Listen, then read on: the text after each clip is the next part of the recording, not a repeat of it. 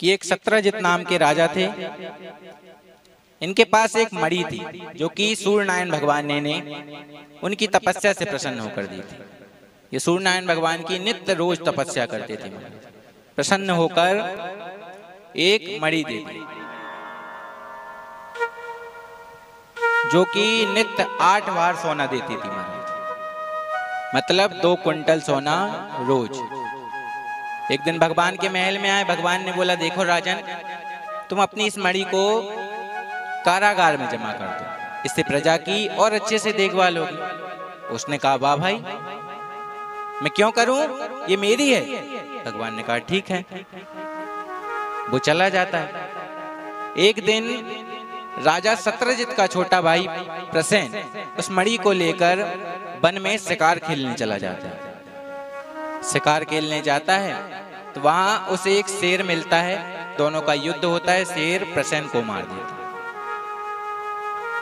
प्रसेन से मणि लेकर वो शेर आगे बढ़ता है। रास्ते में उसे मिल जाता है एक भालू मिल जाता है, दोनों का युद्ध होता है, शेर को वो भालू मारता है और उससे वो मणि लेकर अपने गुफा में आ जाता है। जहां अपनी कन्या थी उस कन्या को आकर वो मणि दे देता है खेलने के लिए। इधर सत्रजित राजा को जब कहीं राज्य में मणि नहीं मिली, अपने महल में मणि नहीं मिली, तो भगवान पे झूठा कलंक लगा दिया। अरे ये तो बचपन में भी चोरियां करता था, हो ना हो इसने ही मेरी मणि चुराई। भगवान सोचते हैं भैया जब चोरी करी तब कलंक नहीं लगा, जब नहीं करी तब कलंक लगा। भगवान का जीवन भी महाराज देखिए, हम तो फिर भी इंसान हैं, जब भगवान का जीवन सुलभ नहीं हो पाया, कहा तो भगवान रात को मध्य 12 बजे जेल में प्रकट हुए महाराज।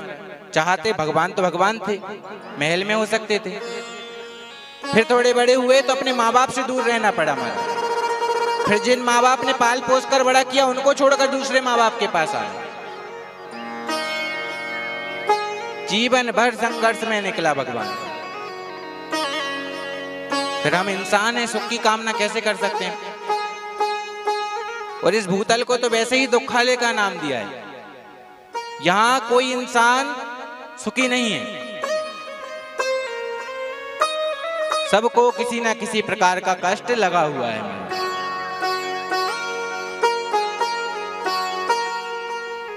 महाराज भगवान पे झूठा कलंक लगता है। भगवान सोचते हैं इस कलंक को हटाना पड़ेगा, तो स्वयं उस मणि को खोजने चले जाते हैं। भगवान को पता लगा कि प्रसेन ने उस मणि को लेकर गया, तो भगवान उसके पीछे पीछे जंगल में जाके देखते हैं प्रसेन मरा हुआ पड़ा है। वहीं उसी के पास से शेर के पैरों के निशान मिलते हैं। भगवान उसके पीछे पीछे जाते हैं, थोड़े आगे शेर मरा हुआ मिलता है,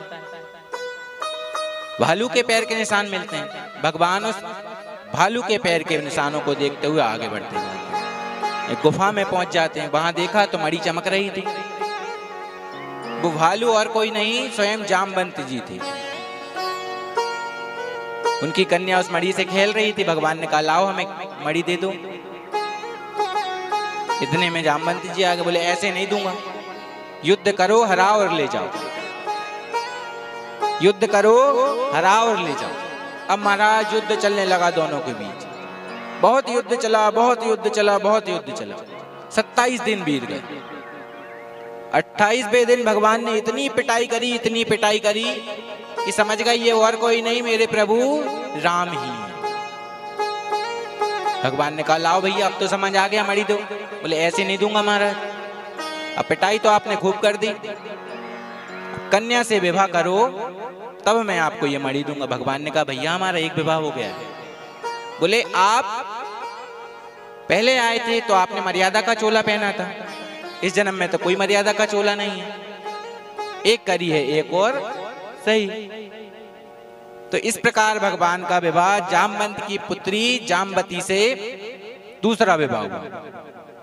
भगवान मणि लेकर वापस आए, राजा सत्रजित को दी, सब घटना बताई। तो राजा सत्रजित को ग्लानि हुई महाराज कि मैंने झूठा कलंक लगाया प्रभु पर।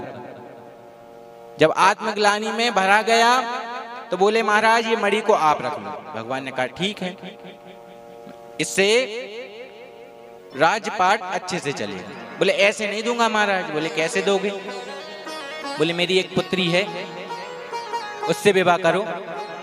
भगवान ने कहा भैया देखो, एक विवाह हुआ था, दूसरा जबरदस्ती कर दिया। बोले भगवान 2 किए हैं, एक और सही।